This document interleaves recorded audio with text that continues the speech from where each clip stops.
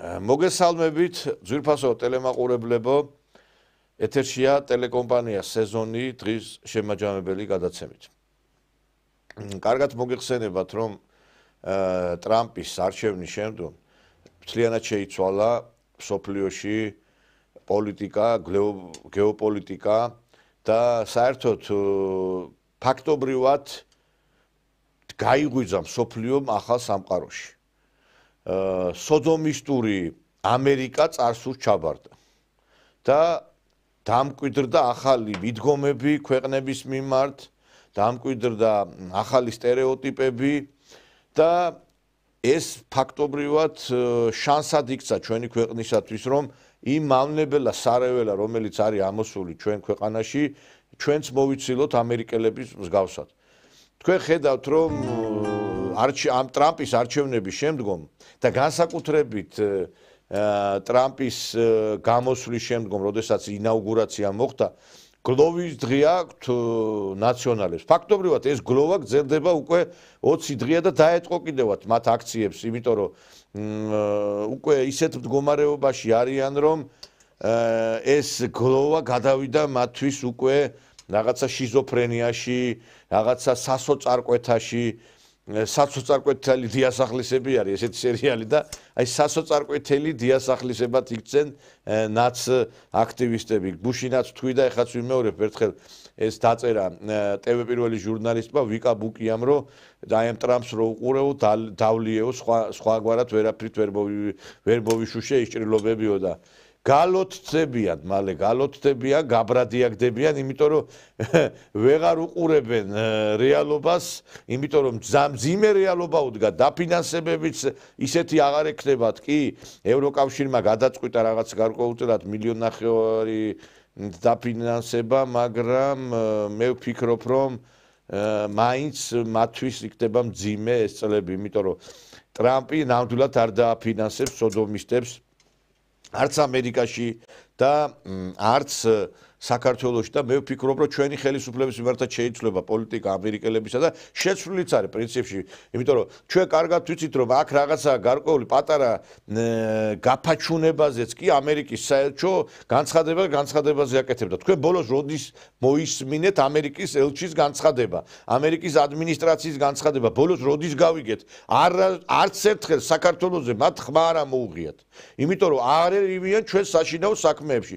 ჩვენ აგვენთო მწვანე შუქი და ეს მწვანე შუქი უნდა გამოვიყენოთ იმისათვის, რომ ამ მოღალატეებს ძირფესვიანად გადაუაროთ კანონის ძალით, ოღონდ მაგათმა გადავლა სხვანაირად იციან, მე ვამბობ კანონის ძალით და რასაც ტრამპი აკეთებს პრინციპში. დღეს ჩვენ ამ თემებზე გვექნება საუბარი ჩვენ სტუმართან ერთად პოლიტოლოგი პროფესორი ბატონი ედიშერ გვენეტაძე ყავს გადაცემაში სტუმრად. მოგესალმებით ბატონო ედიშერ. მოგესალმებით ბატონო ნიკოლოზ, მე ვესალმები მაყურებელს. აი თქვენი ენამოსტრებული იუმორი ხშირად ახთა და მე მგონი რომ თქვენი საკბილო გახდნენ ესენი, იმიტომ რომ რასაც ახლა ჩვენ უყურებთ ამათ ეს არის კაი სანახავი ახლა, იმიტომ რომ აი როგორც ყავწკავებენ ამ პირველ რიგზე ეს ერთი სიამოვნება ამათ იყურება, აი მაგით ყვები ხოლმე რომ გადავრთავ ამ გველპირველზე ეს მთავარი არხი გამოირთო, იმედია მისი წყალი სხვასაც გადაესხმევა და ის ყვებიც გამოირთვება მალე და არ ვიცი, აი რა სიტყოდი თქვენ აი ამ ახალ რეალობაზე, რომელიც შეიქმნა ტრამპის არჩევისა და მისი უკვე როგორც უფლებამოსილების შესრულების შემდგომ. ბატონო ნიკოლოზ, საქმე შემდეგში არის, რომ ისე ცხოვრების გაგრძელება როგორადაც მიდიოდა, არ შეიძლებოდა. თავად ამერიკის შეერთებულ შტატებში. ამერიკის შეერთებული შტატები დაემსგავსა ბოლო ხანებში, თქვენ ალბათ გახსოვთ, მართალია ახალგაზრდა კაცი ბრძანდებით, მაგრამ მაინც გახსოვთ ალბათ, ფიქრობ, ჩერნენკოს პერიოდს, როდესაც ჩერნენკო მართავდა საბჭოთა კავშირს. ზუსტად ანალოგიური სიტუაცია იყო მაშინ და უფრო მეტიც მინდა დავამატო და გითხრათ, ჩემო ძვირფასო მეგობრებო, რომ ჩვენ ძალიან კარგად მახსოვს მაშინდელ პერიოდში თუ როგორ აფინანსებდა 60 და განსაკუთრებით 70-80-90-იან წლებში საბჭოთა კავშირი ეგრეთ წოდებულ მსოფლიო რევოლუციებს. ამ მსოფლიო რევოლუციებში მიდიოდა უზარმაზარი თანხა. ანალოგიური სიტუაცია ჰქონდა ამერიკის შეერთებულ შტატებს. ანალოგიური სიტუაცია ჰქონდა იქედან გამომდინარე, რომ აფინანსებდა სხვადასხვა გადატრიალებებს სხვადასხვა ქვეყნებში და თქვენ წარმოვიდგინეთ, აკეთებდა რაღაც საოცარ ხარჯვას ბიუჯეტის თანხების. თავად ტრამპის ადმინისტრაციამ გამოაქვეყნა ცნობები და ცნობილმა ილონ მასკიმ გამოაქვეყნა ცნობები იმის შესახებ, რომ 50 მილიონი დოლარის პრეზერვატივებია ჩადანილი ღაზის სექტორში. რა შეიძლება ამის შესახებ? ისე რა თუნდაც მაგის თავი მაგათ არ აქვს და რა სჭირდება? საოცრება. მაგერი სხვა რამისთვის თუ გამოიყენებდნენ მაგას. ხო და მე ჩემო ბატონო კიდე საოცარი რაღაცა ვირთხების გაპიდარასდებისათვის თუ რაღაცეებისათვის. ეს საოცარი არის. სასწაულია. ამას ზემოთ დამატებული ახლა კიდე თქვენ ნახეთ რაღაც აი შევადა საქართველოში. საქართველოში ფულს რომ დააფინანსებ გვარამიას, მელიას, ზურაბიშვილს, თაბაგარს და ამისთანა ორფეხებს კიდე. აი ეს უკვე ნიშნავს, რომ ძალიან ძიმე სიტუაცია გაქვს. ჩვენ ძალიან კარგად გვახსოვს, ჩემო ძვირფასო მეგობრებო, როგორ აფინანსებდა საბჭოთა კავშირი ეგრეთ წოდებულ ვიღაცა ჩარლზ ჰაიდერი იყო, რომელმაც თუ დაუჯერებდით მაშინდე საბჭოთა კავშირს 286 დღე იშიმშილა. გაგიგონიათ? 286 დღე იშიმშილა და ამას ეძლეოდა უზარმაზარი პროპაგანდისტული ხასიათი. მაშინვე ჩანდა, რომ საბჭოთა კავშირი ძალიან დიდი დღე არ ქონდა. ამერიკის შეერთებულ შტატებში, როდესაც 50 მილიონ პრეზერვატივს აგზავნი ღაზას სექტორში, ჩანს, რომ მას დიდი ხანი არ ქონდა, დიდხანს ვერ იარსებებდა და ამიტომ ამერიკის შეერთებულ შტატებში გამოჩნდა ისეთი პოლიტიკოსების ჯგუფი და ამავე დროს პოლიტიკური ელიტა, რომელმაც მიზნად დაისახა ამერიკის შეერთებული შტატების გადარჩენა და ამ გადარჩენას ხელმძღვანელობს ტრამპი. მე მინდა ჩემო ძვირფასო მეგობრებო გითხრათ ახლა ხბოს აქტაცებით შეხვდებით ამ პროცესებს, რომელიც მიმდინარეობს დღევანდელ დღეს ამერიკის შეერთებულ შტატებში. მე თავიდანვე მინდა გითხრათ, ჩვენი თავის პატრონი უნდა ვიყოთ ჩვენ. ჩვენ უნდა მივხედოთ ჩვენ თავს და ბატონმა ნიკოლოზმა შესანიშნავა ბრძანა წეღა, რომ ჩვენ ეს პერიოდი რაც შეიძლება მაქსიმალურად უნდა გამოვიყენოთ და ეს ნაგავი რომელიც ქვეყანაშია, ეს აი ქვეყანა ამ ნაგავისაგან უნდა გაიწმინდოს. ვინაიდან ამ ხალხმა, თუ შეიძლება მათ ხალხი ეწოდოს, მათ ფაქტობრივად მოსწრეს და გაანადგურეს ჩვენი ქვეყანა. აი თქვენ რომელი ერთი შეიძლება დავასახელო, რომელი ერთი სფერო შეიძლება დავასახელო, მაგრამ მე რომელსაც უყურებდა, რომელიც ყველაზე მეტად ვიცი, ეს არის ჩემო ძვირფასო მეგობრებო, ის სფერო, რომელსაც ქვია განათლების სფერო. განათლება გაანადგურეს. აბსოლუტურად ქართული განათლება აღარ არსებობს. ის პრუსიულ გერმანულ სისტემაზე დაყრდნობილი ქართული განათლება საერთოდ აღარ არსებობს და მეტიც მინდა ჩემო ძვირფასო მეგობრებო გითხრათ, რომ რაც პირველი მათ დაიწყეს შეტევა. რაზე შეტევა დაიწყეს? იმაზე დაიწყეს შეტევა, რომ უპირველეს ყოვლისა მათი მთავარი მიზანი იყო კვლევითი ცენტრების გაუქმება. ეს თქვენ წარმოიდგინეთ დღევანდელ მსოფლიოში, როდესაც განათლება არის ერთ-ერთი უპირველესი და ისეთმა პატარა ქვეყანამ, როგორც საქართველოა, რომელსაც არა აქვს ისეთი ბუნებრივი სიმდიდრეები, როგორც არის გაზი და ნავთობი, რა თქმა უნდა, მსოფლიოში მიმდინარე ამ ურთულეს პროცესში თავი უნდა გამოიჩინოს თავისი განათლებით. მან უნდა გაყიდოს თავისი განათლება, იმიტომ რომ ქართველი კაცი და ბუნებით ნიჭიერია და სწორედ ამას დაარტყეს. ამიტომ იყო განათლება ახსენეთ და მე არ მინდა გუშინ დავანონსე მე და მინდა დღეს გავაჟღეროთ ეს. მინდა რომ იმის შესახებ ვამწტოთ საზოგადოებას, კაი ამბავი არის თბილისის სახელმწიფო ტექნიკური უნივერსიტეტის ხელმძღვანელობამ მიიღო გადაწყვეტილება, რომ იმ კომისიას, რომელიც სწავლობს ნაცმოძრაობის საქმიანობას, ეს სწავლობს ეს კომისია მიმართა წერილით და იქნება გითხრათ დაწვრილებით რას ეხება ეს, იმიტომ რომ ამაზე გუში მქონდა ხაზგასმა და დღეს მინდა რომ აი საზოგადოებას ვამცნობ ჩვენ ტელეეკრანის ჩვენი ტელემაუწყებლობის საშუალებით. სამშაბათს ბატონო ნიკოლოზ ჩატარდა საქართველოს ტექნიკური უნივერსიტეტის წარმომადგენლობითი საბჭოსა და აკადემიური საბჭოს ხდომა.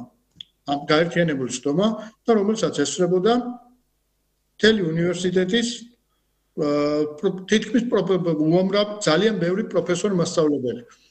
გამოვიდა იქა სიტყვით ჩვენი უნივერსიტეტის რექტორი, ყოველგვარი გადაჭერბების გარეშე მინდა გითხრათ, ქართველი კაცი, საქართველოზე უზომოდ შეყვარებული კაცი და თავის საქართველოს ტექნიკურ უნივერსიტეტზე უზომოდ შეყვარებული კაცი დავით გურგენიძე და მან განაცხადა, რომ საქართველოს ტექნიკურ უნივერსიტეტს შეაქვს საჩიო არის სარჩელი, შეაქვს საგამოძიებო იმ დროებით საგამოძიებო კომისიაში, რომელიც საგამოძიებო კომისია სწავლობს იმ დანაშაულობებს, რომელსაც ადგილი ჰქონდა 2003-2012 წლებში საქართველოში. რა მინდა ახლა გითხრათ? საქართველოში პრეზიდენტობა გახდა ზოგიერთისათვის მათი ოჯახების გამდიდრების წყარო. პრეზიდენტმა სააკაშვილმა გამდიდრებისთანავე, ისა ხელისუფლებაში მოსვლისთანავე და გაპრეზიდენტებისთანავე დაიწყო ისეთი ქმედებების ჩატარება, რომელი ქმედებებმაც მისი ოჯახი და პირადად დედამისი გამილიონერა. როგორც წყაროები იტყობინებიან და საკმაოდ კომპეტენტური წყაროები, ქალბატონი გიული დღეს არის 100 მილიონზე მეტი ქონების მფლობელი. და მას როდესაც კითხეთ, საიდან ეს ქონებაო? არც მეტი, არც ნაკლები თქვა. მეო ეს ქონებაო, რაც მაქვსო, ყველაფერიო დამიტოვა ჩემმა ბებიამ და ბაბუამ. რატომ ლაპარაკობ ახლა ამას? ძალიან კარგი მასალები შედის დროებით საგამოძიებო კომისიაში, რომელმაც შემდეგ პროკურატურას უნდა გადასცეს ეს მასალები, რომ საქართველოს ტექნიკური უნივერსიტეტის ქონება, სტადიონი, ტერიტორია სიმბოლურ ფასად ერთ ლარად აქვს გადაცემული ქალბატონ გიულის საქართველოს ტექნიკურ საქართველოს უნივერსიტეტს. ეს აუცილებლად უნდა იქნას გამოძიებული და ამას ძალიან მოწონებით შეხვდა საქართველოს ტექნიკური უნივერსიტეტის აკადემიური საბჭო, წარმომადგენლობითი სენატი, ჩემო ბატონო, ამას მოწონებით შეხვდა სტუდენტობა, პროფესორ-მასწავლებლები და თუ არ ვცდები დღეს თუ ხვალ შეიტანენ ამ მასალებს იმ დროებით საგამოძიებო კომისიაში, რომელმაც დროებით საგამოძიებო კომისიამ, როგორც მე ვიცი, სექტემბერში უნდა დაასრულოს მუშაობა. და გაირკვევა ბატონო ნიკოლოზ ძალიან სწორი ნაბიჯი, მე დიდ მადლობას მოვახდენ ბატონ გურგენიძეს. ეს არის მართლა დიდი მამულიშვილი და დიდი პატრიოტი კაცი და ყოველთვის აღვნიშნავ ამას და მე ვისურვებდი რომ სხვებმაც იგივე განცხადებით მიმართო, იმიტომ რომ სხვა უნივერსიტეტებთან დაკავშირებით არაც არის ასეთივე პრობლემები. მაგალითად, ბენდუქიძის უნივერსიტეტი უნდა დაუბრუნდეს სახელმწიფოს, მე ვფიქრობ. სრულიად გეთანხმებით ბატონო ნიკოლოზ და ერთი ესეც კაპიკებში ერთი მეტად მნიშვნელოვანი რამ უნდა გაირკვეს. ბოლოს და ბოლოს გაირკვეს, კაცო, იქნებ მართლა ქალბატონი გიულის ბებიას და ბაბუას აშენებული ეს საქართველოს ტექნიკური უნივერსიტეტი. საოცრება. საქართველოს ტექნიკური უნივერსიტეტი ყოფილა მაგათი კერძო საკუთრება თუ დაუკვირდებით ამას და აქედან გამომდინარე ჩემო ძვირფასო მეგობრებო ძალიან საინტერესო პროცესები გველოდება წინ. იმიტომ რომ როგორც მათი ისა რა ქვია ეგრეთ წოდებული შეშტიორკები დარბიან და იძახიან არ იქნება არ იქნება მშვიდობა, მე ზუსტად ამასაც ვლაპარაკობ. არ იქნება გარკვეული გიულის ბებიას და ბაბუასა ეს საქართველოს ტექნიკური უნივერსიტეტი თუ საქართველოს სახელმწიფოს ვაქცევა ამ საკითხს ასეთ ყურადღებას, იმიტომ რომ აუცილებლად საჭირო არის, იმიტომ რომ საქართველოს ამ საკითხის გარკვევა, იმიტომ რომ საქართველოს ტექნიკური უნივერსიტეტი არის ერთ-ერთი უძველესი უნივერსიტეტი. საქართველოს ტექნიკური უნივერსიტეტის საფუძველი ჩაეყარა ჯერ კიდევ 1917 წელს. მანამდეც 19 საუკუნის 90-იან წლებშიც იყო რაღაცა საფუძვლები ამის. ამიტომ არავის არ აქვს იმის უფლება, რომ მოექცეს მას როგორც საკუთარი დუქანი. ამიტომ დღეს იქნება თუ ხვალ ეს პროცესი აუცილებლად უნდა წავიდეს წინ და ეს ქონება საქართველოს სახელმწიფოს ქართველ ხალხს პროფესორ-მასწავლებლებს და სტუდენტებს აუცილებლად უნდა დაუბრუნდეს. მე ნახეთ, უზარმაზარი ფული კეთდება. ნახეთ როგორი სიტუაცია, ჩვენ 2250 ლარზე მეტი აგერ უკვე მოყოლებული მე რამდენი წელია, კაპიკი არ აუწევია, ერთი თეთრი არ აუწევია ჩვენს უნივერსიტეტს და სახელმწიფო უნივერსიტეტებს სწავლების. ამან 9,000-ები და 10,000-ები აქვს შესატანი თანხები და ძირითადად მუშაობენ უცხოელ სტუდენტებზე. ესე იგი, ფულის საკეთებელი ცეხი აქვს რა.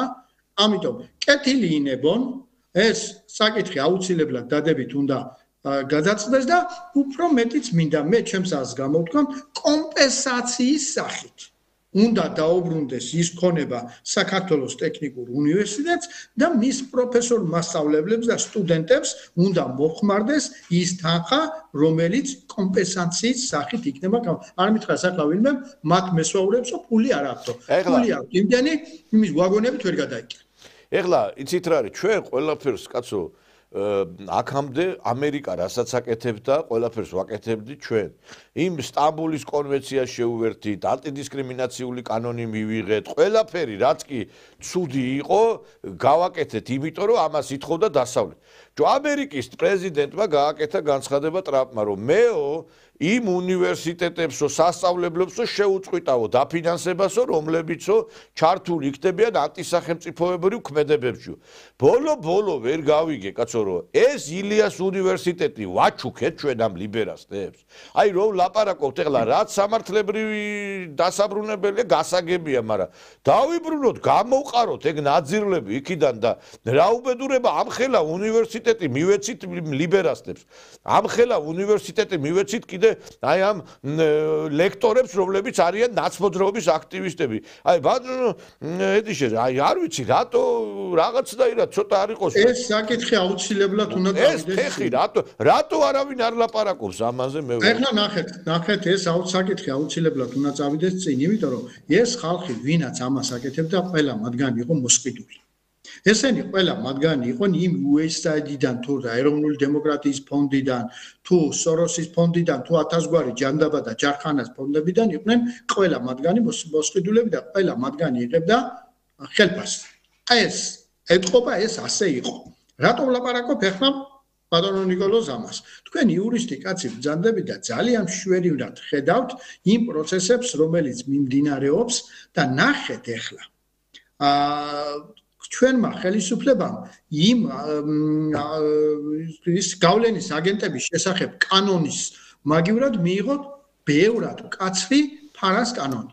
სადაა ახლა ეს ხალხი? რატომ არ აცხადებენ დემოკრატიაზე, რომ ჭყალებში ვლაპარაკობ, რომ თავს დებდნენ და არიქა, ჩემო ბატონო, დემოკრატია იღუპება და ამიტომ შარდავდნენ ხაშუეთის ეკლესიაში, მიაშარდეს იმას, რა ქვია, წმინდანების ძეგლებს უნივერსიტეტში და მერე აკლებული და აოხრებული ყავდათ ქვეყანა და როდესაც ჩაიყვანეს ეგრეთ წოდებული პრეზიდენტი, აბა რა შეიძლება ითქვას მისთვის, სალომე ზურაბიშვილი დააყენეს თავისუფლების ქანდაკების ფონდზე და იქედან აყვირეს, რომ აუცილებლადო უნდა დახოცოთ ცოცხლად და დაწვათ პოლიციელებიო, ჩემო ძვირფასო მეგობრებო. აი ესეთ სიტუაციაში, როდესაც იყო, დღეს რატომ ვერ იღებენ ხმას? რატომ? ფული არა, ბაბაია, ფული. თორე ესენი, აი ესა როგორც ისა დათათუთაშქიაშია ნათქვამი ფული აჩვენე და თლიანად გაიხდიან ტასაცველებს კიდევაც იხდიდნენ ხო ხედავდით რა ხდებოდა და როგორი სიტუაცია იყო მე თუმეტეს თქვენ წარმოიდგინეთ ბატონო ნიკოლოზ რომ აი იშვიათობა რომ ბაღის ბავშვები გამოიყვანეს ადამიანებო ბაღიდან ბავშვები გამოიყვანეს ეს სკრუპულოზულად ყველაფერი გამოძიებული უნდა იყოს და ის მასწავლებლები რომლებიც მოუწოდ პროფესორ მასწავლებლები რომლებიც მოუწოდებდნენ მოსკოლის მოსწავლეებს და მიყავდათ საქართველოს სახელმწიფოს დასაქცევად სახელმწიფოს გასანადგურებლად მათ აუცილებლად არ ვიცი მე აი განათლების სამინისტროში იცით რა არის შერჩათ ხახვივით ის პეტიციები რომლებსაც აკეთებდნენ მე ვერ ვწდები რატო არა თავისუფლებენ იმ ხალხს რა აუცილებლად გასაკეთებელია ეს საკითხი აუცილებლად გასაკეთებელია და ყოველ მიზეზ გარეშე ამის გარეშე ჩვენი წინსვლა ვერცერთ შემთხვევისათვის ვერ ბაჩალიაშვილის გუშინ ფაქტი გაიპარა და ეს ბაჩალიაშვილმა რაც გააკეთა ივანიშვილთან დაკავშირებით გავიგეთ ხო? რამდენი ბაჩალიაშვილი არის კიდე ეს უამრავი და ეს არის შედეგი ჩვენ ვიცით რისი იმ შედეგისა რა პოლიტიკასაც ჩვენი ჩემო ძვირფასო მეგობრებო ეგრეთ წოდებული სტრატეგიული მეგობრები ანუ ამერიკის შეერთებული შტატების ბაიდენისეული ადმინისტრაცია ახორციელებდა საქართველოს მიმართ. მათ მიერ იყო თავს მოხვეული ის, რასაც ჩვენ დღევანდელ დღემდე ვიკეთებდნენ. ფაქტობ, ნახეთ ახლა როგორი სიტუაცია ხმას იღებს ამერიკის შეერთებული შტატების საელჩო, თქვენ ბრძანეთ ამის შესახებ. საერთოდ ვითომ თითქოს და საქართველოში არ არსებობს ამერიკის შეერთებული შტატების საელჩო. მე ჩემო ძვირფასო მეგობრებო, ისა მათ ჰქონდათ ამ ძალებს ჰქონდათ ძალიან დიდი მხარდაჭერა საელჩოების თავად ამერიკის ელჩის დეგნანის და ასე შემდეგ და როგორც საქართველოს მიაჩნდათ მათ უკანა ბაღად რაც უნდათ იმას აკეთებდნენ და ბოლოს საქმე იქამდე მივიდა რომ გარაჟების საქმე წდებოდა ამერიკის შეერთებული შტატების საელჩოში ესეც კიდევ ერთხელ ერთ რაიმეზე მიუთითებს რომ კრიზისი იყო ამერიკის სახელმწიფოში და ღვთისმადლით მოხდა ის რაც მოხდა რომ ამერიკამ ფაქტობრივად დაიწყო და ტრამპის ადმინისტრაციამ დაიწყო ის რაცაც დიდი ხნის განმავლობაში ელოდა პროგრესიული საზოგადოებრივობა და ეხლა ესენი რომ ვირთხის დღეებში არიან რატომ არიან ბუნებრივია ისმის კითხვა იმიტომ რომ მაგრად ეშინიათ და იმ ევროპელ მამებთან ერთად ერთ რაიმეს ფიქრობენ იცოდეთ ბატონო ნიკოლოზ აი მე ევროპელმა მამებმა ხო ხედავთ ის ზელენსკი რო წამოვიდა იქედან მაგარმა ბიჭებმა რო გაუჩიეს საქმე და რო წამოვიდა და ჩამოვიდა მე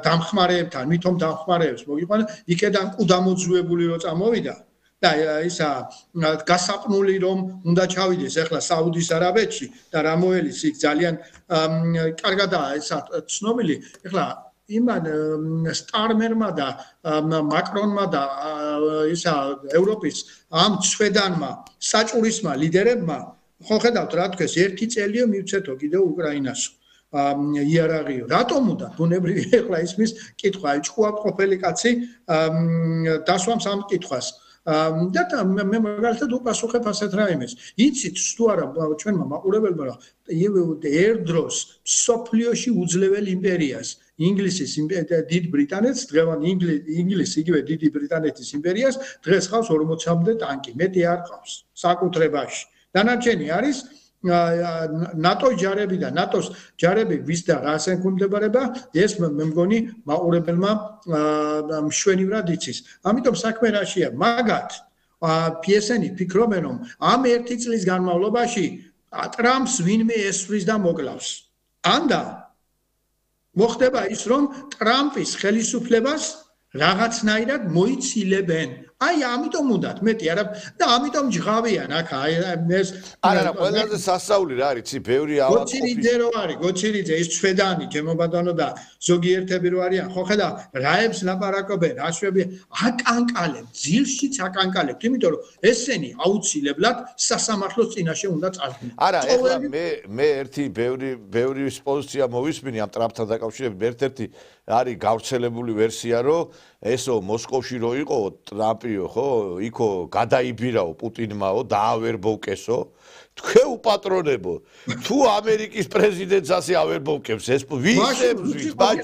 ვისებძვით ვის თუ კი კაც შეუძლია რომ ასე ამერიკის პრეზიდენტი დაავერბოვკოს და ასე ესე იგი ჯიბეში ჩაიდოს ხო რაც ეხლა ნუ აბსურდია მაგრამ თუ თქვენივე ლოგიკას მიუყვებით მაშინ თქვენ ვისებძვით თქვენ ანდა მეორე ამბავია თუ კი შეუძლია კაც რომ დასვას თავისი კაცი ამერიკაში აი თქვენ ვისკენ მიდიხართ ვის წინა ანდა ნახეთ რამხელა ვერ გძნობენ ამას რამხელა შეურაცხყოფას აყენებენ ამერიკელ ხალხს ორჯერ ამერიკელმა ხალხმა ორი არჩევნების დროს აირჩია რუსეთის აგენტი აი ამას ლაპარაკობენ ეს უტვინვები ეს ტვინგანხმარი ხალხი რა და ამიტომ რა შეიძლება ითქვას რომ მე უპირველეს ყოვლისა რასაც აკეთებს ტრამპის ხელისუფლება მივესალმები იმას რომ ის სოროსები ის USAID-ები და ის რაღაცა ფონდები რომ აუქმებს იმიტომ მივესალმები რომ ამ ფონდებმა გაუქმებულმა ფონდებმა გაუქმეს ამ ადამიანებს და ჯერ ერთიც აი ორჯერ ხო აირჩიეს ეს ტრამპი და თქვენ როგორ წარმოგიდგენთ საქმე აღუძრეს ტრამპს მართლა რომ რაღაცა დოკუმენტი ყოფილიყო იმისი რომ ტრამპი გაიყვანა პუტინმა ამას ეხლა ფებერი ამას ეხლა CRU ამას ეს შესაბამისი უწყებები ვერ ამოიღებდნენ ეს ვერ დადებდნენ რაღაცა რომ აი ყოფილიყო ფაქტია რომ ვერაფერი ვერ მიაკოლიეს მარტო ესე ენას იმაშებოდნენ ატარტალებდნენ რომ აი ტრამპი იყიდეს სადაც ხო რატო ვერ დადეს ერთი მტკიცებულება ხელისუფლებაში ხო იყვნენ რატო ვერ დადეს და ეს დებილი აქ ტვინგაყინული ზოგიერთი ქართველი ამას იჯერებს რომ ტრამპი თურმე პუტინმა იყიდა ახლა მეორე რამ მინდა ადამიანებს კითხვა დაუსვა ბიჭო მასე თუ იყო ეხლა გვახსოვს გრიშა ვაშაძე ჩვენ ხო გრიშა ვაშაძე იყო მაგათი პარტიის თავმჯდომარე გრიშა ვაშაძე სად მუშაობდა ხო ვიცი ჩვენ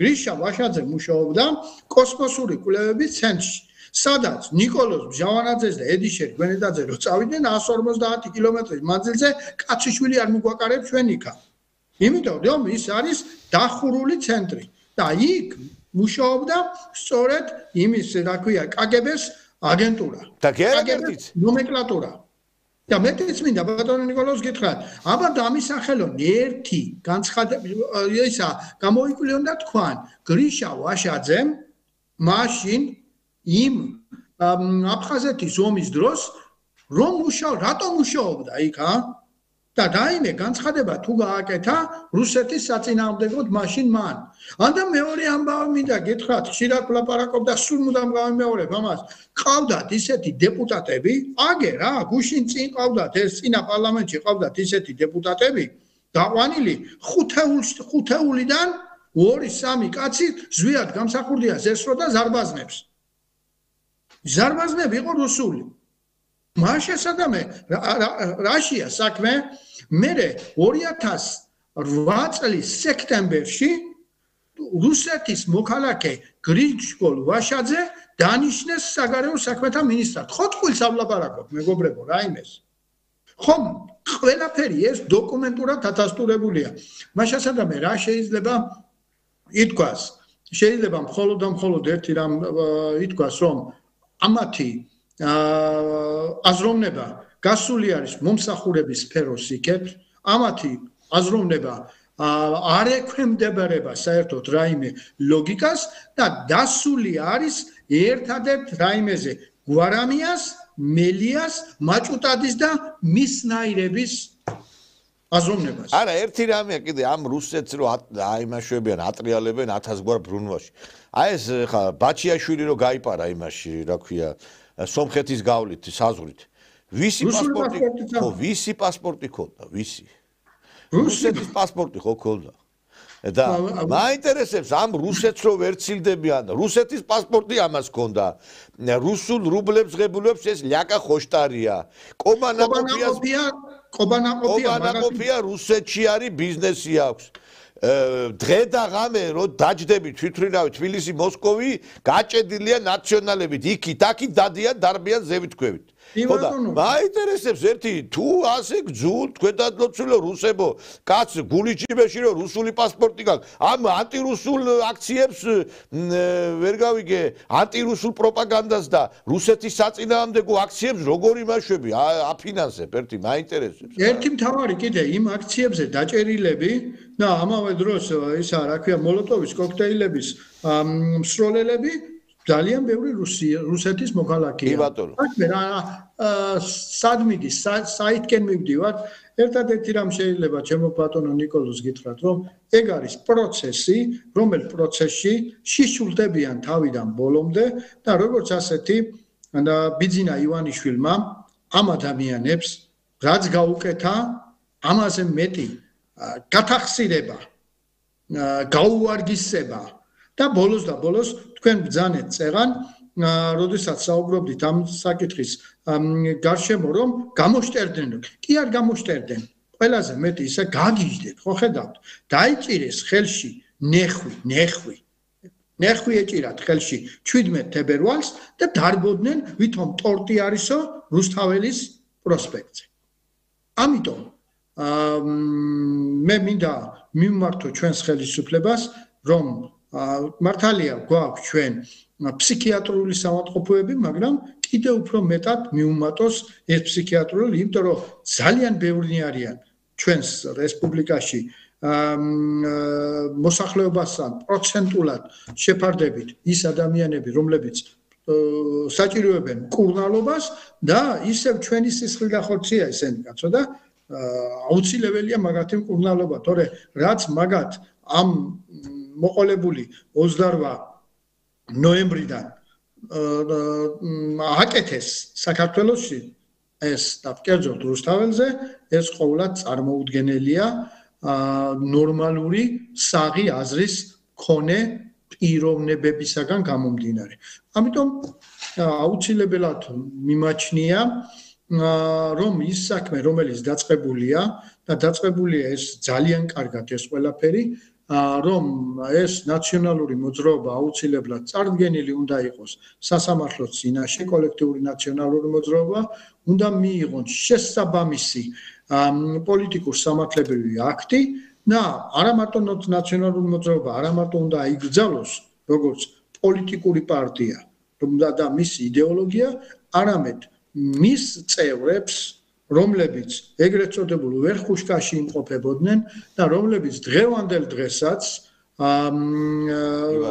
მამალინდაურებით რო ფაფხურობენ ჩემო ბატონო მათ ერთი უნდა გამოიძიონ მას მიერ დაკეთების შავი საქმეები და მე უპირველეს ყოვლისა მათ აუცილებლად პასუხი უნდა აგონ ამის ნელა მაგრამ მაინც დამდგარია ამიტომ გავიხსენებდი და მაყურებელს შევახსენებ რომელთა გამონათქვამს ისტორიის სამართალი ურმით მიდის მაგრამ ის აუცილებლად მივა ბოლომდე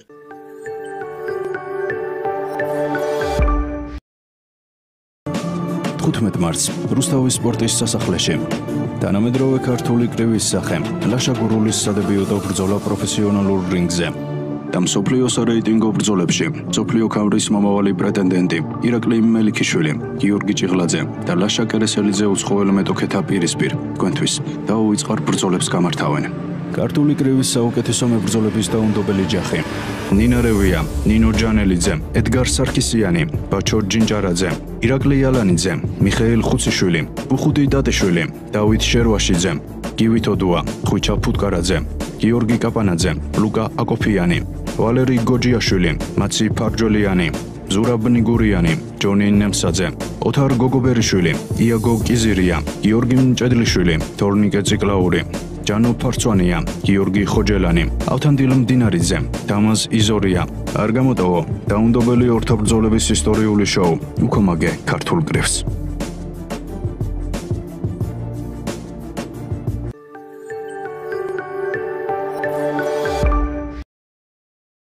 აგერ ეხლა ტრამპის ადმინისტრაციამ მიიღო გადაწყვეტილება ამერიკაში მყოფი 240,000 უკრაინელისათვის სამართლებრივი სტატუსის გაუქმებასთან დაკავშირებით. ესე იგი, მე მინდა ჩემ მაყურებელს უთხრა. წარმოგიდგენიათ ხალხო, ეხლა ჩვენ აქ რატო დაიწყო აქციები, რომ ევროკავშირთან ჩვენ ვყინავთ 2030 წლამდე ურთიერთობასო და ამის გამო დაიწყო აქციები. ეხლა საქართველოს ხელისუფლებას რომ ეთქვა რომ უკრაინელ დევნილების სამართლებრივ სტატუსს რო შეხებოდნენ. აქ ხო ატეხავდნენ ამბავს რომ აი ომში მყოფი უკრაინელები, საცოდავი უკრაინელები როგორ გაიმატა ჩვენმა ხელისუფლებამ. ყველაზე მეტი დახმარებას, ესე იგი თავად უკრაინული ფოსტის მონაცემებით, ყველაზე მეტი დახმარება გაუწია საქართველოს. ესე იგი ამ უმადურებმა გამოდიოდნენ აქა ეს ზელენსკი გამოვიდა და ისევ საქართველოს ხელისუფლება დაადანაშაულა იმაში რომ ჩარტერული რეისიო გააუქმაო საქართველოს ხელისუფლებამო იმისთვისო რომ ჩვენთანო არ ჩამოეყვანათო ქართველი ჯარისკაცები რაც ჩვენი ბიჭები ჩაწოდნენ რაც ჩვენ მაგათ დავეხმარეთ რითი გვიპასუხეს აქ აქციები რო მიმდინარეობდა ეს ნაძირალა ზელენსკი გამოდიოდა და მიმართავდა მომიტინგებს მიდი დაამხეთ ხელისუფლებაო ქვეყანა თავზე ემხობათ ამ ნაძირლებს და მოიცალეს იმისათვის რომ კახი კალაძეს სპორტის დამსახურებული ოსტატის წოდება ჩამოართვეს ხო არც იცოდა კახი კალაძემ რომ ქონდა ეგ წოდება ხო და აი რა მაინტერესებს იცი როდემდე შეიძლება ვითმინოთ ჩვენ ის რომ აქ თბილისში რაღაცა რომ გაფაჩუნდება და აქცია დაიწყება იქ წინა პლანზე უკრაინელი დევნილები დგას მე ვფიქრობ ხელისუფლებამ ის დახმარება რომელიც არის განსაზღვრული ამ უკრაინელებზე დევნილებს გადაუნაწილოს და რაღაცა ჩვენც მივიღოთ გადაწყვეტილება ყოველგვარი დახმარება ამერიკამ შეუჩერა უკრაინას ნაგერ ხედავთ რომ სამართლებრივი სტატუსთან დაკავშირებითაც მიიღო გადაწყვეტილება 240,000 უკრაინელს უქმებს სამართლებრივი ჩვენ ვერ გავიგე რა ამერიკაზე ძლიერი ქვეყანა ვართ ჩვენ უფრო მეგა სახელმწიფო გვაქვს ამერიკაზე თუ რა ხდება მე მაინტერესებს ეს ნაძირალა ისა რა ქვია ჭყონია ერთხელ არ გაჩენია სურვილი ქართველი დევნილებისთვის ცხინვალიდან თუ სოხუმიდან ბავშვები წაეყვანა მაკდონალდში და აქ ის მისცა რა ქვია აბონემენტები მისცა ბავშვებს მე უკრაინელი ბავშვების და უკრაინელების წინააღმდეგ კი არა ვარ მაგრამ კაცო როცა ამდენი ხანია რამდენი წელია ეს ომი მიდის 3 წელი ხო და ამ 3 წლის მანძილზე კაი ხელისუფლება ვთქვათ უარგისი ყავთ ამათ ერთი უკრაინელი არ მინახია მე საქართველოში მცხოვრები გამოსულიყოს და ეთქვას რომ დიდი მადლობა საქართველოს ხელისუფლებას იმისათვის რომ ამდენი და ამდენი დახმარება გაგვიწიო კაი იქ ვერ ამბობენ ხმას იმიტომ რომ იქ დაშინებულებია აქ ხო შეიძლება ერთხელ თქვა შედალოცვილო ხო და აქ კიდე ჩვენ ყველაფერს ვაკეთებ უკრაინული სკოლები, უკრაინული ბაღები, დახმარებები. მე ჩემი ქართველი დამყავდეს დაჩაგრული და მაგათ იმას ხნა კაცო? და აქ რო ხელისუფლებას მიტრიალებენ ეგენიდგანან აქციაზე, ხო? რა ვიცი, აი როდემდე უნდა ვითმინოთ ბატონო ედიშერ ეს. აბსოლუტურად სწორს ლაპარაკობთ ყოველ სიტყვას და ეხლა რა განსაკუთრებით თქვენს საუბარში იმას მივაქცევდი ყურადღებას. კაცო, აქ რო არიან, აქ უკრაინელები ან ერთი რეჟისორი ან ერთი მსახიობი ან ერთი კულტურის მოღვაწე ან სპორტსმენი ან ვინმე არ აღმოჩნდა ისეთი რომელსაც ეთქვა რომ საქართველოს არ იმსახურებს იმას რასაც ზელენსკის ხროვა აკეთებს საქართველოს სახელმწიფოს მიმართ ამის თქმა არ შეეძლო რომელიმე მათგანს აი ეს არის ძალიან დიდი უმადურობა რომელსაც ეს ხალხი იჩენს ჩვენს მიმართ და თუმცა ბატონო ნიკოლოზ არ მიკვირს მე ეს რატომ არ მიკვირს იმიტომ რომ ამ ხალხმა ნახეთ პირველი მარტი როგორ აღნიშნა ნახეთ რა იყო დადებული კიევში როგორი გაზაფხულის დღე თითქოს და ისეთი ცეკვები იყო ისეთი ამბები იყო რომ ყოველად წარმოუდგენელია ხალხი ეხუბებათ მილიონობით ადამიანია გაწყვეტილი მილიონობით ხაყანათში ადგილნაცვალი და კიდევ მილიონობით უცხოეთში წასული ასეთ შემთხვევისათვის ცეკვავენ ღერიან კინგიცობენ მაგრამ ერთი რამს მინდა ყურადღება მივაქციო კიდევ რატომ არ მიგვს თქვენ გახული გაქვთ ფილმი სლუგა ნაროდა ხო ამ სლუგა ნაროდაში იყო თავარი მოქმედი პირი ის ხროვის თავარი წარმომადგენელი ზელენსკი ტელევიზორში ნაყურები კაცი დაირჩიეს პრეზიდენტად. ამ ხალხისაგან მე რატო გულნათკენი ვარ და იმიტომ ვლაპარაკობ. გამოატვინეს, გამოაშტერეს და ამიტომ გააკეთებენ იმას, რასაც აკეთებენ. აი ეს არის უმადურობა. თელ ხალხზე ამას ვერ გავაკეთებ, მაგრამ უბრალოდ კაცო 3 წელია ერთი კაცი არ გამოჩნდა ისეთი, რომელსაც სიმართლე. არისტოვიჩმა ხო ხედავ რა გითხრა? არისტოვიჩი გამოვიდა და გველაპარაკებოდა. თქვენ მაკოჭკვიანად იყავითო. ნორეო, ჩვენო მილიონიანი ჯარი ყავს და თქვენთან გავიართო. ისევ აქ ხატიები, მატიები და ეს რაღაცა მოძაღლები ტაშს უკრავდნენ ამას. ერთი ის არ ჩანს, კაცო, ის ქართველი რო იყო იქა იმ მასში. არახამი, სადაც არახამი არ ჩანს, ხო, არა.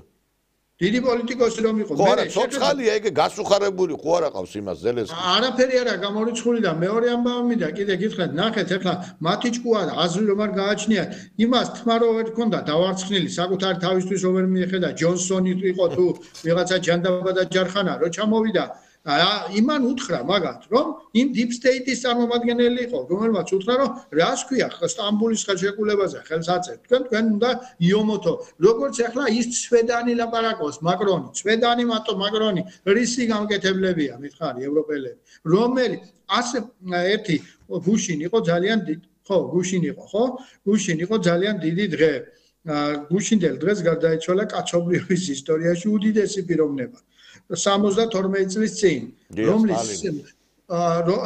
რომლის დარია, მაგრამ 72 წლის შემდეგაც მისი ეშინია და როდესაც გარდაიცვალა ენტონი იდენი იყო ასეთი ინგლისის პრემიერ ჯერს საგარეო საქმეთა მინისტრი იყო და მე თუ არ ვცდები 45-47 წლებში იყო ინგლისის პრემიერი და მან თქვა დაიღუპა მსოფლიო პოლიტიკის საქმეო როდესაც სტალინის სიკვდილი გაიგო პოლიტიკა უკვე უინტერესო არისო მიდიან ლომები და ადგილი რჩება ვირთხებს.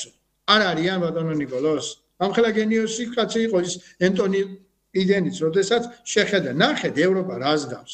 ვის ხელშია? ფონ ლაიენების ხელშია, ჩემო ბატონო.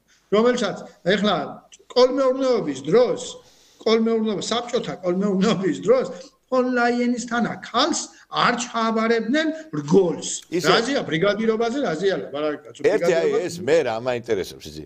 და მეტი ერთი რამე და ბატონო ნიკოლოს კიდე გითხრათ. ამავე დროს როგორც სასაცილოთა აგდებული ევროკავშირის ამ უზარმაზარი ორგანიზაციის ეგრეთ წოდებული ისა დადგენილებები და ასე შემდეგ. ვადარებ რას იცით? თქვენ ახალგაზრდა კაცი ხარ და შეიძლება არ მოსწრები ხარ. არ გახსოვთ საბჭოთა კავშირის დროს კოლმეურნეობებს. მე ძალიან კარგად მახსოვს ეს კოლმეურნეობები და ჩემს სოფელში კოლმეურნეობას ხონდა ვენახები. და ვენახში შედიოდა თხები. ხო და თხის ბღობე არ კეთდება. და ძალიან ორი კაი კაცი ყავდა სოფელში მეველეთ. ერთი იყო ლადიკო და მეორე იყო ანტუშა. ჩემო ბატონო დრო დაიჭერდა. ანტუშა და ლადიკო ამ თხებს შეუდგენდნენ აქტს. იმიტომ რომ მე პატრონს ფული გადაეხადა. ლადიკოს და ანტუშას მიერ შედგენილი აქტები უფრო მეტად მუშაობდა ვიდრე ევროკავშირის რეზოლუციები დღევანდელ დღეს, კაცო, ეს სასწაულია რა ხდება ყოველად წარმოუდგენელია რა. და ზუსტად ამიტომ თქვა იმ კაცმა ენტონი იდენმა რა ასეთი ვირთხების ხელშია ჩავარდნილი დღევანდელი ევროკავშირი. კი ბატონო, გასაგები. ძალიან საინტერესო იყო ბატონო ედიშე თქვენთან საუბარი როგორც ყოველთვის და იმედია რომ რაღაც გარკვეული ძროები იქნება იმ მიმართულებით რომ ჩვენი ქვეყანა გამოვიდეს აი ამ ძიმე სიტუაციიდან და ფიქრობ რომ რაღაც გარკვეულ დასკვნებს გამოვიტანთ ჩვენც და ის რაც თავისუფლების და ქრისტიანობის სიომ დაუბერა ამერიკაში და სოდომის წინამდებ ფაქტობრივად მთელი ფრონტი გაიშალა ჩვენთანაც იგივე ტემპში ავყვებით გამოვალთ სტამბულის კონვენციიდან გამოვალთ რაღაცა იმ სისულელე ხელშეკრულებიდან გენდერული საბჭოები გაუქმდება საკრებულოებსა და პარლამენტში და მაგის მაგვირად დემოგრაფიული საბჭოები შექმნება. რაღაცა ცოტა ვაგვიანებთ ამ პროცესებს და ცოტა დაჩქარება გვინდა ტემპის, იმიტომ რომ ჩვენ რაღაცა წინ არ ვართ, უკან ვართ და მე მგონი ცოტა გვინდა რომ ტემპში ავყვეთ ამერიკას. გაუსწროთ დავეწიოთ და გავუსწროთ ამერიკის შეერთებულ შტატებს, ეს ლოზუნგი კვლავაც აქტუალურია. იმ კომუნისტებმა ვერ გააკეთეს და ჩვენ ახლა გავაკეთეთ. დაგემშვიდობებით ბატონო ედიშერ, კარგაბრძანებით. მადლობა ბატონო ნიკოლოზ თქვენ. ბატონი ედიშერ გვენეტაძე იყო ჩვენი გადაცემის სტუმარი, ძვირფასო ტელემაყურებლებო და გადაცემის მიწურულს მე მინდა შემოგთავაზოთ მორიგი გადაცემა, რომელიც შემოგთავაზა საქართველოს უშიშროების ყოფილმა მინისტრმა ბატონმა იგორ გიორგაძემ და ის ბევრ საინტერესო პოზიციაზე ამახვილებს ყურადღებას თავის გამოსვლაში და მოდი მოусმინოთ ერთად აი ამ მის განცხადებებს, ძალიან საინტერესო აქცენტებია და ამით მე დაგემშვიდობებით ჩვენ შევხვდებით როგორც ყოველთვის ორშაბათს, ხოლო კვირას კი შევხვდებით საკვირაო რუსულენოვან გადაცემაში.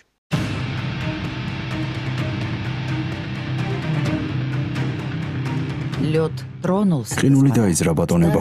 სოფლიოს ძველი წესრიგი წარსულს ვარდება. აღლუმის ხელმძღვანელობა კი ბევრს უნდა. სოფლიოს პოლიტიკურ ჭადრაკის დაფაზე მოვლენები უაღრესად სწრაფად და რეზონანსულად ვითარდება. ამერიკის შეერთებული შტატები მრავალწლიან პოლიტიკურ ვექტორს ცვლის, ხოლო გაეროს შტაბ-ბინაში ჩატარებული კენჭისხრა ევროპის უსაფრთხოებისა და ერთიანობისთვის მიყენებულ უმძლავრეს დარტყმად იქცა. მათთან ერთად მაგიდას თქვენ არ უნდა აუსხდეთ.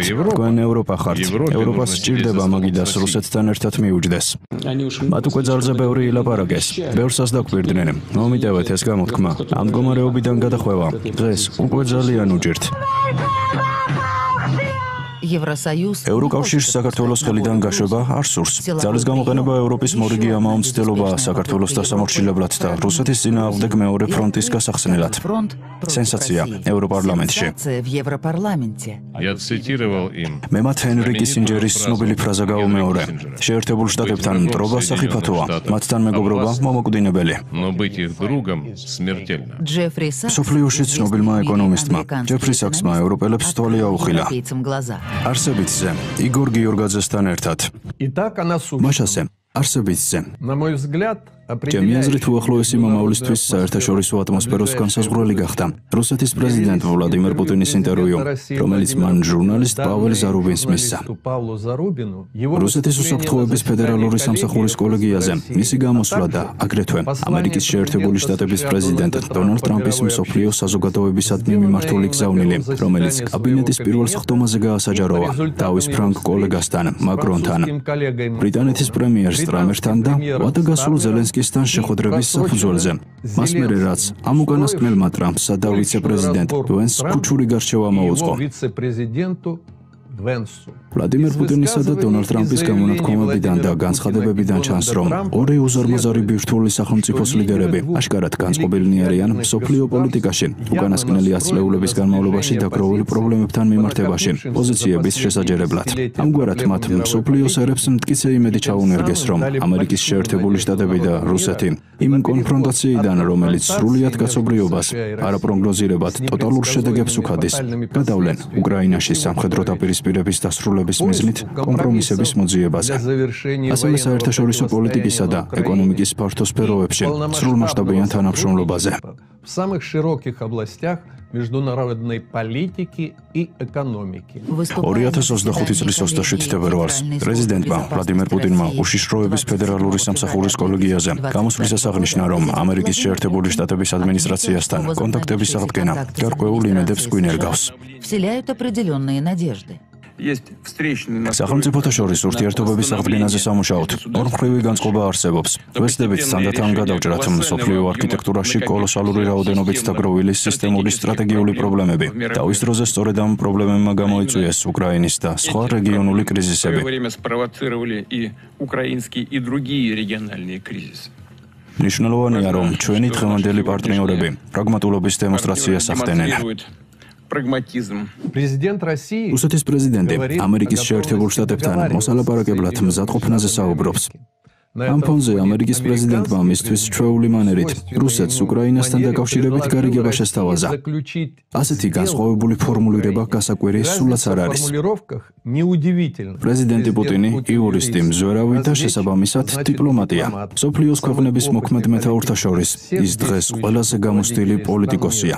რუსეთის სახელმწიფოს 2000 წლიდან მართავს. ის დიდი ბირთვული სახელმწიფოს ლიდერის შესაფერისი დიპლომატიურობით აზროვნებს და მსჯელობს. Дипломатично Его речь თითოეულ სიტყვას გულ და გულ წონის. выверена. დონალდ ტრამპი კი ბიზნესმენია. ბიზნესის კატეგორიებით აზროვნებს და ისე მოქმედებს, როგორც წარმატებულ ბიზნესმენს შეეფერება. შეერთებული შტატების მოქმედ პრეზიდენტს, ახლად არჩეულ პრეზიდენტს ხელფეხი ხსნილი აქვს სპორკილებისგან, რომელიც წინსვლაში და კონფლიქტის მოგვარებაში დააბრკოლებდა. ამიტომაც და ალბათ ხასიათიდან გამომდინარეც პირდაპირ და რაიმე განსაკუთრებული მორიდების გარეშე მოქმედებს. უნიკალურ მდგომარეობაშია, არა მხოლოდ იმას ამბობს, რასაც ფიქრობს, არამედ იმასაც, რაც სურს. Без особых стеснений. Вот у него положение уникальное. Он не просто говорит то, что думает, а он... Асия, ეს დიდი სახელმწიფოს ლიდერის პრივილეგიაა. Что же, это привилегия лидера одной из крупных великих держав. Мои дорогие соотечественники, граждане нашей ჩემო ძვირფასო თანამემამულენო, ჩემი სამშობლოს საქართველოს მოქალაქენო, სოფლიოში გლობალური გადატვირთვა ხდება, იცვლება პოლიტიკური ლანდშაფტი. განცდა მაქვს თითქოს იმ მომენტში ვართ, რომელსაც 21 საუკუნის იალტასთან მივყავართ. К Ялте 21 века. Напомню, что შეგახსენებთ, მოკავშირე სახელმწიფოთა იალტის კონფერენცია 1945 წლის 4-11 თებერვალს მიმდინარეობდა. კონფერენციის გადაწყვეტილებები ორ მნიშვნელოვან პრობლემას ეხებოდა. პირველ ყოვლისა, აუცილებელი იყო ახალი სახელმწიფო საზღვრების გავლება იმ ტერიტორიაზე, რომლებიც ცოტა ხნის წინ მესამე რაიხის მიერ იყო ოკუპირებული. იმავდროულად გარდაუვალი გახდა არაოფიციალური, თუმცა ყოველი მხარის მიერ აღიარებული მოკავშირეთა შორის გავლენის სფეროთა გამყოფი ხაზების გავლება. ეს საქმე ჯერ კიდევ 1953 წელს ტეირანის კონფერენციაზე დაიწყო. მეორე მხრივ მოკავშირეები აცნობიერებდნენ, რომ საერთო მტრის გაქრობასთან ერთად საბჭოთა კავშირთან დასავლეთის იძულებითი ერთობა ყოველგვარ აზრს დაკარგავდა. ამდენად, აუცილებელი იყო ისეთი პროცედურების შემუშავება, რომელიც მსოფლიო რუკაზე გავლებული მიჯნების უცვლელობის გარანტიას უზრუნველყოფდა. Поэтому следовало создать процедуры, гарантирующие неизменность проведенных на карте мира разграничительных линий. 80 წლის წინანდელის მსგავსად, დღესაც საუბარი დასავლეთის მიერ უკრაინაში პროვოცირებული ომის შემდგომ მსოფლიოს საომავლო გადაწყობასა და გავლენის სფეროებს შორის სადემარკაციო ხაზების გავლებას ეხება. მსოფლიო ერთპოლარული ვეღარ იქნება. Мир уже не может быть однополярным. იალტაში სტალინი მეგობრებთან კი არა, იწულებით მოკავშირეებთან აწარმოებდა მოლაპარაკებებს. რუსეთი და ამერიკის შეერთებული შტატები რბილად რომ თქვათ, არც დღეს მეგობრობენ. რუსეთის პრეზიდენტ პუტინს ამერიკის შეერთებული შტატების, ანუ იმ ქვეყნის პრეზიდენტთან, რომლის ეროვნული უსაფრთხოების სტრატეგიაში რუსეთი მოწინააღმდეგედაა მოხსენიებული, ურთულესი მოლაპარაკებები მოელის. Россия названа противником. Складывающиеся в мире ситуации სოფლიოში დღეს შექმნილი ვითარების ფონზე საქართველოს ხალხებს და პირველ ყოვლისა ქვეყნის ამჟამინდელ მთავრობას უნდა ესმოდეს და თავისთვის აცნობიერებდეს. თუ რას წარმოადგენს დასავლეთი, ამერიკის შეერთებული შტატებითა და ევროპით, თუ როგორია მათი სტრატეგიული მიზნები და ამ მიზნების მიღწევის ფორმები, თუ მეთოდები და ბოლოს და ბოლოს ვინაა ჩვენი მოყვარე და ვინ არაკეთილმოსურნე. ევროკავშირი შეიძლება ითქვას, რომ მარწუხებით ჩაებღაუჭა საქართველოს. 2025 წლის 25 თებერვლიდან თბილისში კვლავ იფეთქა ქუჩის პროტესტებმა. დაპირისპირება ევროინტეგრაციის მომხრეებსა და ხელისუფლებას შორის ხდება. რუსეთის საგარეო დაზვერვის სამსახურის პრესბიუროს 2025 წლის 27 თებერვლის შეტყობინებიდან. სოფლიოში მიმდინარე ეროვნულ კონსერვატიული შემოbrunების გათვალისწინებით ევროკავშირმა ქართველ პოლიტიკოსებთან და საზოგადოებასთან მუშაობისას მიიღო გადაწყვეტილება უკვე გაუფასურებული ლიბერალური დაპირებებიდან პოლიტიკურ ზეწოლაზე გადავიდეს. ევროსაბჭოს შინოსნებს ქართული ოპოზიციური პარტიების შედუღაბების მიზნით აქტიური მუშაობა დაუსახეს. ერთიანი ნაციონალური მოძრაობა საქართველოსთვის, ევროპული საქართველო, გირჩი, მეტი თავისუფლება. ეს პარტიები მოწოდებულნი არიან ერთმუშტად შეიკრან მართველი პარტიის ქართული ოცნების წინააღმდეგ. ბრიუსელის ევრობიუროკრატია ამიერკავკასიაში დასავლეთის გავლენის მნიშვნელოვანი საყრდენის დაკარგვას არ დაუშვებს. ევროსაბჭოს სუბოროტეს სამიზნეზე აღმოჩნდა ქართველი ახალგაზრდობის ყველაზე აქტიური ნაწილი, ბლოგერები, ჟურნალისტები, საინფორმაციო ტექნოლოგიების სპეციალისტები, ასევე რუსეთიდან ლტოლვილთა შორის მყოფი მათი კოლეგები. Активная часть грузинской молодежи. Блогеры, журналисты, специалисты в области информационных технологий, а также их коллеги из числа российских релокантов. Ჩვენი წინაპრების ისტორიული მაგალითი თუ დავიხმძღონელოთ.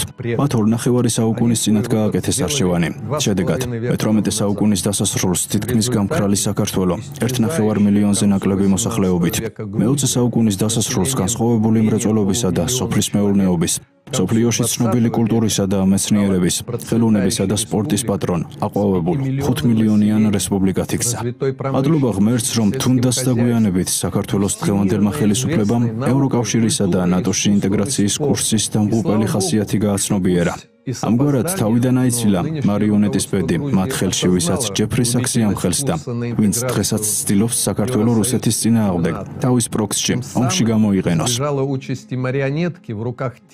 Кого разоблачает Джеффри Сакс и кто пытается использовать Грузию в своей прокси-войне против России. ყურადღებით ვაკვირდებოდი აღმოსავლეთ ევროპაში მიმდინარე მოვლენებს. ამერიკელ ლიდერებს კარგად ვიცნობ. ზოგიერთს ძალიან ახლოს. ამას მხოლოდ იმიტომ ვამბობ, რომ სურს აგიხსნათ ჩემი თვალსაზრისი. ვიღაცის სიტყვებზე კი არა, ჩემს პირად დაკვირვებებსა და ამ პერიოდის გამოცდილებაზეა დამყარებული. ესაა ჩემეული ხედვა იმ მოვლენებისა, რამაც სხვადასხვა კონტექსტში ევროპის დაცემა გამოიწვია. მათ რისკს მივაკუთვნებ არა მხოლოდ უკრაინის კრიზისს, არამედ 91 წლის სერბეთს, ომებს ახლო აღმოსავლეთში, მათ შორის ერაყში, სირიაში. ომებს აფრიკაში, მათ შორის სუდანში, სომალსა და ლიბანში. სავსებით შესაძლებელია ჩემმა სიტყვებმა მნიშვნელოვნად გაგაკვირვოთ. შესაძლოა პროტესტიც გაგეჩნდეთ იმის მიმართ, რასაც ვიტყვე. ყველა ეს ომი ამერიკის შეერთებულმა შტატებმა გააჩაღა და თავადვე აწარმოებდა. ყოველივე ეს 40 წელიწადზე მეტხანს ხდებოდა. 90 წელს, 91-ში და მალევე საბჭოთა კავშირის კრახის მომენტში შეერთებულმა შტატებმა ჩათვალა, რომ ამერიკიდან მსოფლიოს მართავდნენ. ამ დროიდან მოყოლებული არ ადარდებთ ვინმეს შეხედულებები, წითელი ხაზები, შეშფოთება თუ უსაფრთხოების მოსაზრებები. ნებისმიერი ადგილი, სადაც შეერთებული შტატების სამხედრო ბაზა არ დგას, მათთვის მტრულად ითვლება.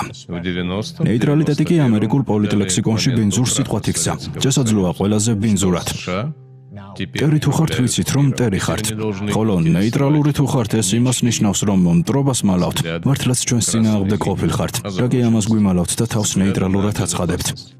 Любое место без военной базы США считается врагом. Ჩანაფიქრი იმაში მდგომარეობდა, რომ უკრაინა, რუმინეთი, ბულგარეთი, თურქეთი და საქართველო რუსეთის გარშემო შავი ზღვის ბარიერს შექმნიდნენ და შავი ზღვისგან დაბლოკვით რუსეთს ყოველგვარ საერთაშორისო სტატუსს აართმევდნენ. ეს არსებითად რუსეთის ნეიტრალიზება, მისი ლოკალურ ზალად ქცევა იქნებოდა. Бжезинский ამას მკაფიოდ ამბობდა. Румыния, Болгария, Турция и Грузия станут для России черноморским барьером, что они лишат Россию какого бы то ни было международного статуса, блокируя Черное море, и в сущности нейтрализуют Россию, сделав ее локальной силой. Бжезинский об этом говорил вполне ясно. Როგორც ყველა სახსოვს, მიუნხენის უსაფრთხოების კონფერენცია წინა კვირას ჩატარდა. 2007 წელს კი პრეზიდენტმა პუტინმა განაცხადა: საკმარისია, გეყოთ, შეჩერდით, კმარა, ცხადია. ეს იმიტომ ითქვა, რომ 2008 წელს შეერთებულმა შტატებმა ევროპას ხელში წაუჭირა. იმით, რომ უკრაინისა და საქართველოს ტერიტორიებზე ნატოს გაფართოება გადაწყვიტა. ეს ხომ დიდი პროექტია. 2008 წელს ნიუ-იორკში ბატონ სააკაშვილს უსმინე, რომ გამოვედი ჩემს მეუღლეს სონიას დაურეკე და უთხარი. ეს კაცი შეშლილია მეთქი. ერთ თვეში დაიწყო ომი, რადგან ამერიკის შეერთებულ შტატებში ამ ბიჭუნას უთხრეს. ამით საქართველოს გადავარჩენთ და მანაც საერთაშორისო ურთიერთობათა საბჭოში განაცხადა. საქართველო ევროპის ცენტრია. საქართველო არ არის ცენტრი, ბატონებო და ქალბატონებო, ის არ იძებნება ევროპის ცენტრში. უახლოესი მოვლენები საქართველოს უსაფრთხოებას ხელს არ უწყობს. თქვენი პარლამენტის წევრები და სხვა ევროპელი პოლიტიკოსები იქ გამუდმებით შადიან. ეს საქართველოს შლის, კი არ გადაარჩენს, არამედ საბოლოოდ მოუღებს ბოლოს. ბოდვა თითქოს პუტინი რუსეთის იმპერიის აღდგენას აპირებს. მომიტევეთ, ბავშვებზე გათვლილი პროპაგანდაა. რომ იცოდეთ, დღითი დღე წლების განმავლობაში ეს მხოლოდ საბავშვო ზღაპრებია. როგორც ჩანს, საბავშვო ზღაპრები უფრო დამაჯერებლად მოქმედებს, ვიდრე უფროსების საუბარი. ასე რომ, არანაირი დამპყრობლური ზრახვები. შეერთებულმა შტატებმა გადაწყვიტა, ესა თუ ის ადამიანი უნდა დაამხოს. ამას რეჟიმის შეცვლის ოპერაცია ეწოდება. შეერთებულმა შტატებმა 100-ოდე მსგავსი ოპერაცია ჩაატარა. ბევრი თქვენს ქვეყანაში, ბევრიც მთელ მსოფლიოში. აირით შოულობს ლუკმა პურს ცენტრალური სადაზვერვო სააგენტო. გესმით, იცოდეთ ეს სრულიად არანორმალური საგარეო პოლიტიკაა. მაგრამ ამერიკაში თუ კი მეორე მხარე არ მოგწონთ მასთან, მოლაპარაკებების ნაცვლად მის დამხობას იწყებთ. სასურველია ფარულად, თუ კი ფარულად არ გამოდის, ღიათაც შეიძლება. მუდამ ამბობენ, ჩვენ რა შუაში ვართ? ეს აგრესორია, ტირანია, ჰიტლერია. ასე ხდება 2-3 წელიწადში ერთხელ. სადამ ჰუსეინის თუნდაც პუტინის წინააღმდეგ. ეს ძალზე მოსახერხებელია. მე მათთან 40 წელიწადზე მეტ ხანს თანამშრომლობდი. მხოლოდ საკუთარ თავს ელაპარაკებიან და სხვას არავის. დოკუმენტი შეადგინეს, რომლითაც ბაიდენი ხელმძღვანელობდა. როგორ გავაღიზიანოთ რუსეთი? სიტყვასიტყვით, სწორედ ეს გახლავთ მათი სტრატეგია. როგორ გავაღიზიანოთ რუსეთი? როგორ მოვახდინოთ მისი პროვოცირება? რანაირად ჩამოვშალოთ? которому следовал Байден. Как мы будем раздражать Россию? Это буквально их стратегия, как мы будем раздражать ან რეჟიმის შეცვლა როგორ ვაიძულოთ? როგორ მოვაწყოთ არეულობა და ეკონომიკური კრიზისი? режим. Как устроим беспорядки და экономические? ამათ უწოდებთ მოკავშირეებს. Этих вы ხუმრობთ. союзниками. Вы шутите? Мы не должны становиться врагом Запада. დასავლეთს მტრად არ უნდა ვექცეთ, არც ნეიტრალიტეტის ამპლუით ვიფარისევლოთ. არამედ დამოუკიდებელნი უნდა ვიყოთ და საქართველოს ეროვნული ინტერესების გათვალისწინებით ვიაროთ. Национальных интересов народа Грузии. ხოლო თუ მშვიდობასა და კეთილდღეობასთან ერთად ჩვენს აფხაზ და ოსმებთან ძმური ურთიერთობის აღდგენაც გსურს, მაშინ რთული და ეკლიანი გზა გველის. დარწმუნებული ვარ, ეს გზა ევრაზიულ ერთობაზე გადის. Тернистый путь. Убежден, этот путь пролегает საბოლოოდ უნდა ამოვეწეროთ რუსეთის პოტენციური მოწინააღმდეგეების რუსხიდან და მისი მოკავშირე გავხდეთ რუსეთისა, რომელსაც დე-ფაქტო დამოუკიდებელი აფხაზეთი და სამხრეთ ოსეთი თავიანთი ეროვნული უსაფრთხოების ერთადერთ გარანტად აღიარებენ. Абхазия и Южная Осетия признают единственным гарантом своей национальной безопасности. И пройти ამ რთული გზის გავლას ჩვენი ხალხი მხოლოდ გაერთიანების შემდეგ შეძლებს. არსებისზე იგორ გიორგაძესთან ერთად დასასრული.